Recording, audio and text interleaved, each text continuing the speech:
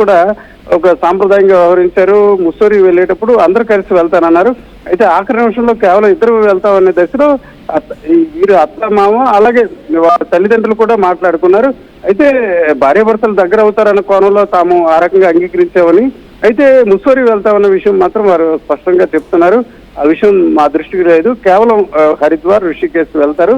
ఒక రకంగా ఆధ్యాత్మిక చింతనతో పాటు ఒక ఇద్దరు భార్యాభర్తలు కలిసి వెళ్ళినట్లయితే వారి మధ్య ఉన్న మనస్పర్ధలు తొలగిపోతాయనే కోణంలోనే వారు భావించారు. ఆ రకంగానే తల్లిదండ్రులు అనుమతించిన పరిస్థితి. అయితే ముస్సోరి వెళ్తారు, ముస్సోరిలో ఈ రకంగా వ్యవహారం జరుగుతుందని ఏమాత్రం కూడా అంతటా ముస్సోరి కావచ్చు ఎక్కడికైనా ఈ రకంగా అతను అంతమొందించే ప్రయత్నం చేస్తారు. ఇట్లాంటి అంశాలు అయితే ఏమాత్రం కూడా అనుమానం లేదు. అయితే ఈ నెల 21వ తేదీన అంటే సరిగ్గా నిన్నటికి ఆదివారం ఇంటికి వచ్చిన తర్వాత అతనితో తెగదెంపులు చేసుకునే క్రమంలో ఒక సీరియస్ డిస్కషన్ చేయాలి.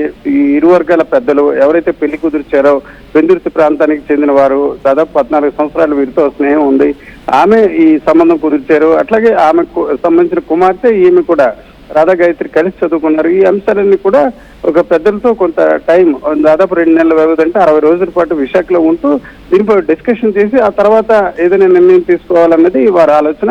అయితే ఇంతలోనే ఇప్పుడు ఈ అంశంపై మనం నిర్ధారణ చేయనప్పటికీ కూడా పోస్ట్ మార్టం నివేదిక రావాల్సి ఉంది. అయితే ఇప్పుడు తల్లిదండ్రులు గట్టిగాను ఒక కుండ బద్దలు కొట్టినట్టు చెప్తున్నారు. జరుగుతున్న పరిణామాలు జరిగిన పరిణామాలు బట్టి ఖచ్చితంగా శ్రీచరణ్ ఈ హత్య చేశాడు. ఒక రకంగా లిక్విడ్ లోనే ఏదో డ్రగ్స్ కానీ లేకపోతే మత్తు మందు ఇచ్చి ఒక మోతాదుకి మించి మత్తు మందు ఇవ్వడం వల్ల తన కుమార్తె చనిపోయింది. ఒక కోల్డ్ బ్లడెడ్ మర్డర్ అంటే గాయం, రక్తం బయటికి పడకుండా కొన్ని రకాల హత్యలు, మరణాలు జరిగితే ఆ రకంగా తమ కుమార్తెను హత్య చేశారని కూడా మనం చూస్తే ఎఫ్ఐఆర్ కాపీలో కూడా 11 అంశాలు ఉన్నాయి. ఆ 11 అంశాల్లో 6, 7 నెంబర్ సంబంధించి ఈ రకంగా తండ్రి సుధాకర్ రాయడం జరిగింది. ముఖ్యంగా చూసుకుంటే వారు ఈ రోజు వారు వాస్తవానికి చూసుకుంటే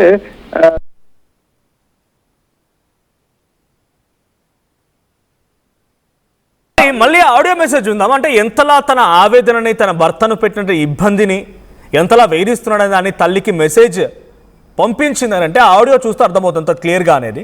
ఒకసారి అటు తల్లిదండ్రి మళ్ళీ మాట్లాడుకొచ్చారు ఆడియో మెసేజ్ పైన.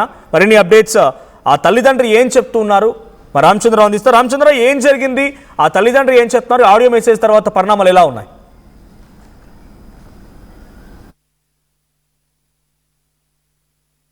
అక్కడ పోలీసులు చుట్టూ తిరుగుతున్నారు. మరొక చూసుకుంటే తల్లి సత్యవతి చూసుకుంటే ఆంధ్రప్రదేశ్లోని ప్రజాప్రతినిధులు కలిసి తన కుమార్తె ఆత్మకు శాంతి కలిగించాలి, తమకు న్యాయం చేయాలని కూడా కోరుతున్న పరిస్థితి. ఈ దశలో టీడీపీ అధ్యక్షులు పల్లా శ్రీనివాస్ గారిని కలిశారు. పల్లా శ్రీనివాస్ గారు కూడా ఈ విషయంపై హోంమంత్రితో కూడా మాట్లాడినట్టు మనకు తెలుస్తుంది. వారి కుటుంబ సభ్యులు సత్యవతి గారితో పాటు రాధా గాయత్రికి సంబంధించిన బంధువులు కూడా ఉన్నారు. సరే, అదే మీరు కూడా మాట్లాడారు కదా పల్లా శ్రీనివాస్ గారితో, ఏం మాట్లాడారు, ఆయన ఎట్లా రెస్పాండ్ అయ్యారు?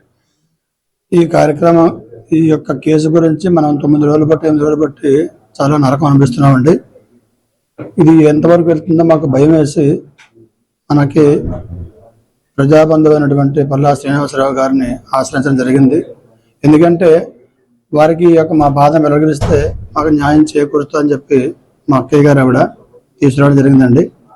మొత్తం అంతా ఆ రోజు నుంచి ఈ రోజు వరకు కూడా ఈ కేసు గురించి ఆయన మాకంటే ముందు ఎక్కువగా ఆయనే చూసి చాలా బాధపడుతున్నట్టుగా చెప్పారు.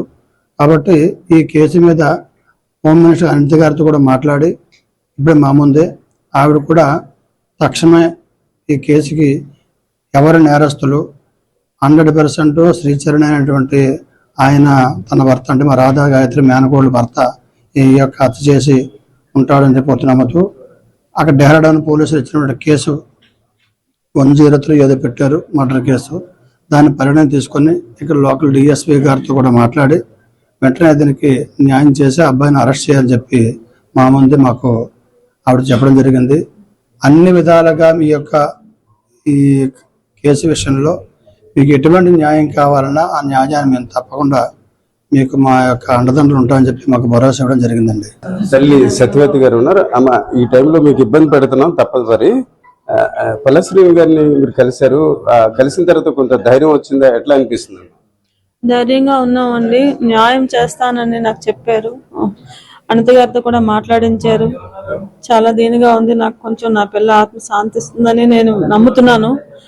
ఆ అబ్బాయికి ఏ శిక్ష వేయాలన్నది ప్రభుత్వం చూసుకోవాలి. ఇంక మా చేతుల్లో ఏముందండి, మాకు కావాలి ఆ అబ్బాయికి శిక్ష పడాలి.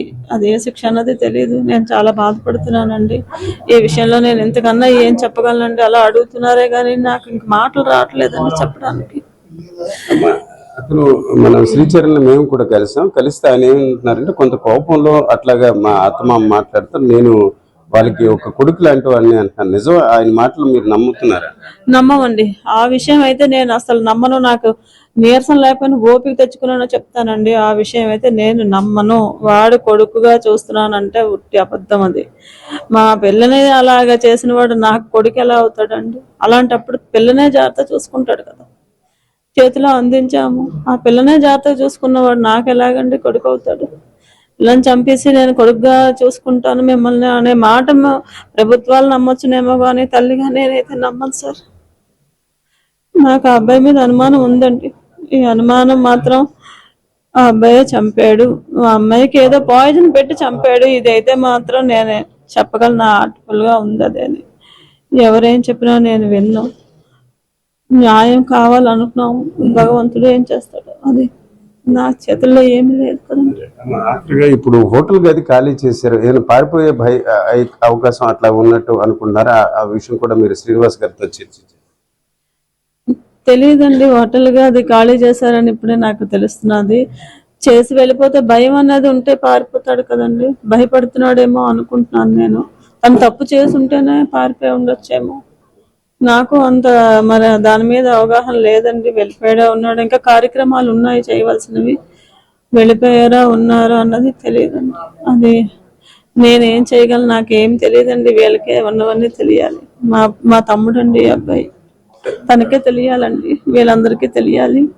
ఇప్పుడు ఈ రోజు నుంచి కార్యక్రమం చేయాలండి. మాకు మా సంస్కార ప్రకారంగా 12 రోజుల వరకు రోజు కార్యక్రమం చేయాలి. ఆల్రెడీ నిన్న మొన్న శుక్రవారం కూడా చేస్తున్నారు కార్యక్రమాలు. కార్యక్రమం చేస్తుంటే ఈ విషయాన్ని తెలుసుకొని సాయంకాలం ఆ రూము అంటే సింహాచలంలో ఏదో లాడ్జిలో వాళ్ళు ఉన్నారు, అది రాత్రి వాళ్ళు వెళ్ళిపోయినట్టుగా మాకు సమాచారం వచ్చిందండి. ప్రస్తుతం ఇప్పుడిప్పుడే ఫోన్ వచ్చింది మాకు. పంతులు గారు రోజు టైం ప్రకారంగా 9 గంటలకి అంత కూడా వెళ్తాడు అక్కడికి, ఆ సింహాచలం దగ్గరికి. ఆ పంతులు గారు వెళ్ళే టైంకి వాళ్ళు వచ్చి కార్యక్రమం చేస్తుంటారు. ఇప్పటిదాకా వాళ్ళు రాలేదని చెప్పి పంతులు గారు ఫోన్ చేశారన్నమాట. మరోసారి ఫోన్ చేయాలంటే వాళ్ళ ఫోన్ స్విచ్ ఆఫ్ వస్తుందో లేకపోతే అందుబాటులో లేదో ఆ పంతులు గారు మాకు ఇప్పుడు ఫోన్ చేశారన్నమాట, జస్ట్ 1 నిమిషం క్రితం. వాళ్ళు రాలేదు కార్యక్రమానికి, ఎక్కడున్నారో ఏంటో మీరు కనుక్కోండి.